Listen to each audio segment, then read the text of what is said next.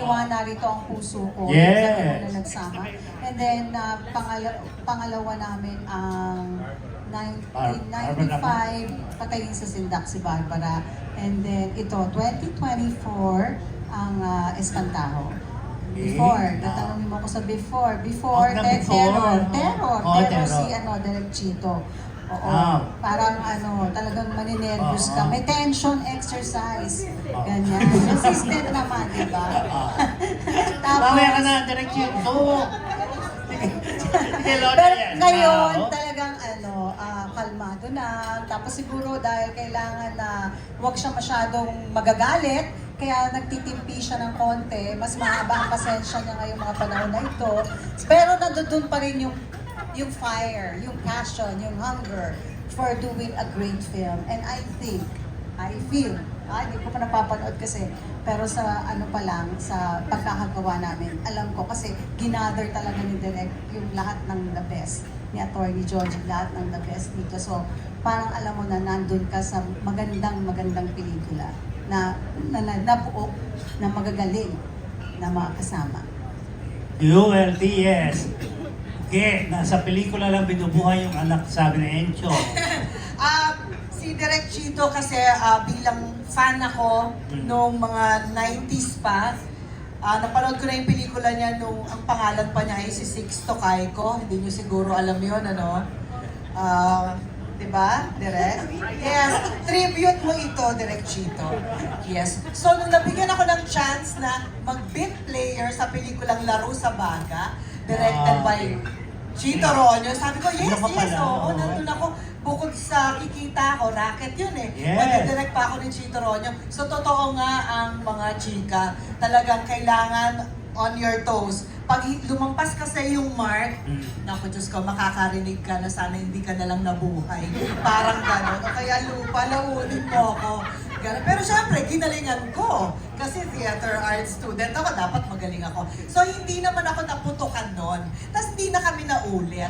Pero doon sa pagkakataon na yon, si Cherry Pie Picache, pinagtapat niya kay Direk Chito. Sabi niya, Direk, yan si Eugene Domingo, takot sa'yo yan. So anong sabi ni Direk Chito?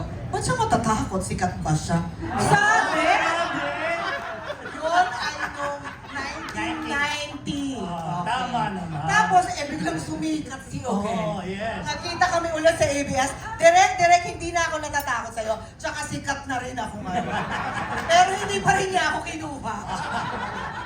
So after nun, nagkaroon kami ng magandang bonding sa Italy. So mas naunang naging friends kami bago kami naging magkatrabaho ulit. So sinasabi ko na sa inyo, kung nakakatakot man, sinasabi nila na direktor si Direk Chito, but as a friend, as parang ganyan, yung kachika mo, he's very generous, especially with all the information he can give you. He's frank because ayaw niya namang bula-bulahin ka sa hindi naman totoo. And he really knows what he's doing. Alam niyo, hindi na tayo magkakaroon ng director pa na katulad ni Chito Ronyo. So, anytime na imbitahin ka ni Chito Ronyo, kahit na sabihin sa'yo na, dito dadaan ka, pupulutin mo to, tapos hindi makikita, tanggapin mo. We don't make directors like Chito Ronyo anymore. Thank you. Pero, okay, Wag na ibahin nyo ng topic Ito na. Ibahin mo na, Jude. Sandali muna, hindi pa tapos eh. Palitan ko yung kulay ng sombrero mo. Tanay mo, ano yung role mo pala? Ano yung ginawa mo rito sa Espantao? Bago yung Simon, sige. Sige, Ikaw. Attorney Georgie invited me to join the project. Kahit na ang mismong entry ko talaga for MMFF ay yung pelikula ni Vice, which is And the Breadwinner Is. But attorney said, I want you to join this very special project with a very special role. At yun na nga. Nakakatakot. Malalaman natin ang dahilan ng lahat-lahat dahil sa character ni Georgia. Yun yung binigay niya sa akin. Sabi ko, attorney, yes. Yes, I will do that. I love to do that. And with, kasama dun sa aking section ay si Sir Tommy Abuel.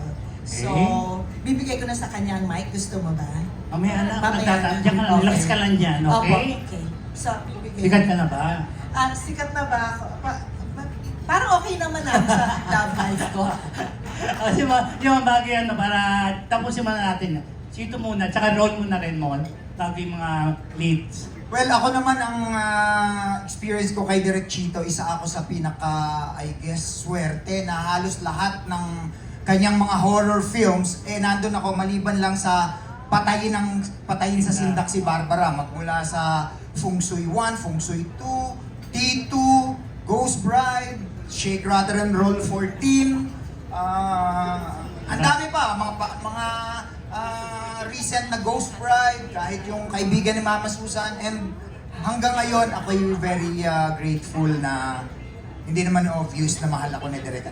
Si Direk naman ay isa sa mga naging, kumbaga, pinagugutan ko ng discipline magmula nung ako'y nagsisimulang artista. Dahil syempre, sabi nga nila, pag Chito Ronyo, dapat on toes kayo. Yung role mo dito mo, ano itong ginawa mo dito, pasabog? Ito, medyo hindi kontrabida ang role ko dito. Part ako ng second family na first family pala, sorry. Ng first family. At itong pamilya namin Yun, di ba? Magkaalaman. Oo, biglang sumulpot doon sa kumbaga burol ng aming father. Yes. Sir Tommy, ikaw naman. And your role too, para ganun tayo, para pulis yung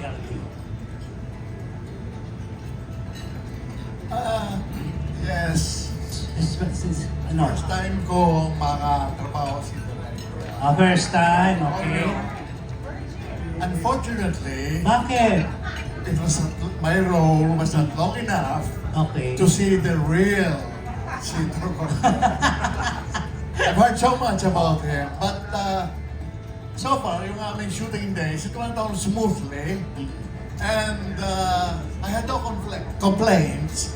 And I'd like to do something with him. Siguro yung mahaba-habang role para makita ko ang the real Chito Ronyo. Thank you. And role mo rito? Sir Tommy, yung role mo Sir- ninyo? Role mo rito, attorney. Ang role ko dito ay si Professor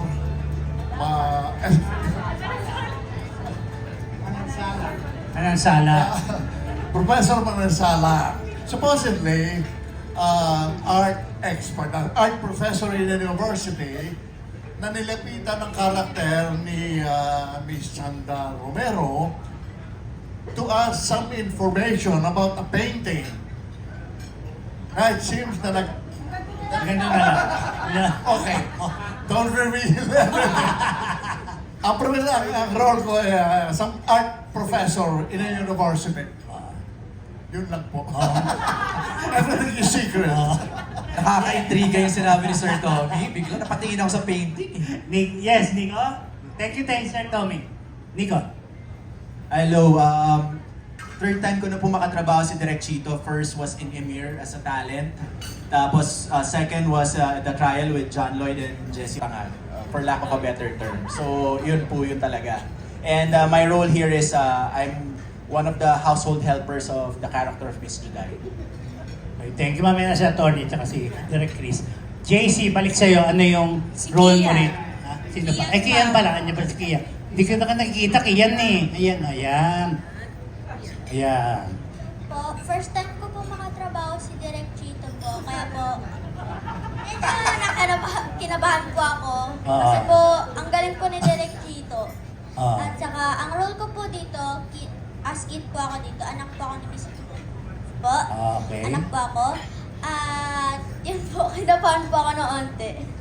Konti lang naman. Konti. Oh, thank you, Kia. Yes, JC, ikaw baka your role here? Ang role ko po dito ay si Jack. Asawa po ako ni Miss Judy Ann Santos dito. And yes, I made it. boyfriend pala. Boyfriend ako. Kalaguyo. Yes. Isa po ako sa naging instrument sa pag-unearth niya ng past, ng family's past. Yeah. Yes, Janice?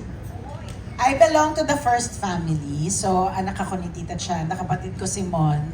Half-sister ni Juday. Yun. Yeah. May lagim din.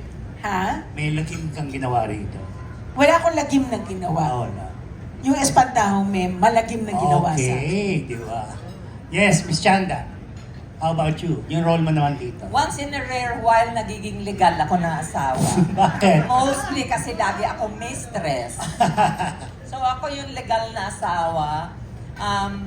Playing Adele, who is consumed by anger and bitterness. At pagpasok niya pa lang sa eksena, marami siyang dalang mabigat at makaka-affect siya in a not so good way. Up to some point. Miss Juday? I play the role of Monette. Magnanay kami ni Nanay LT dito. Ako ang nag-alaga sa father. Kami ang second family. Okay. Kami yung nag-alaga when yung tatay namin ay may sakit. So basically, dito ako to preserve the legacy and yung mga properties and all. Kasi malaking factor sa kanya na panghawakan yung memories ng kanyang ama. And to try to, pero maganda ang relationship ng magkakapatid. Parang hindi ba for a change, ngayon lang tayo makakakita, I think, ng dalawang families na okay yung mga anak. Kahit na dalawang pamilya sila. So I think it's very refreshing na ipakita yun sa Pilipino na it's totally fine to have a big family as long as you get along dahil isa lang naman ang mga magulang ninyo at some point. Okay, thank you. Yes! LT, ikaw naman. Ako si Rosa, na pangalawang pamilya ni Pabling. Si Pabling po ang pinag-aagawan namin. Guwapo niya kasi. Sa pangalan pa lang, di ba? Pero Pablo talaga, di ba? Pablo talaga. Ang kanyang nickname lang ay Pabling. Pabling, oo. Oo. Yun, so sa second family kami ni Juday. Si Monette, and then para wag masyadong ma-reveal lahat, ang pinaka para sa akin tumanim dito yung pagmamahal ng isang ina sa kanyang anak. Yun ang pinaka importante.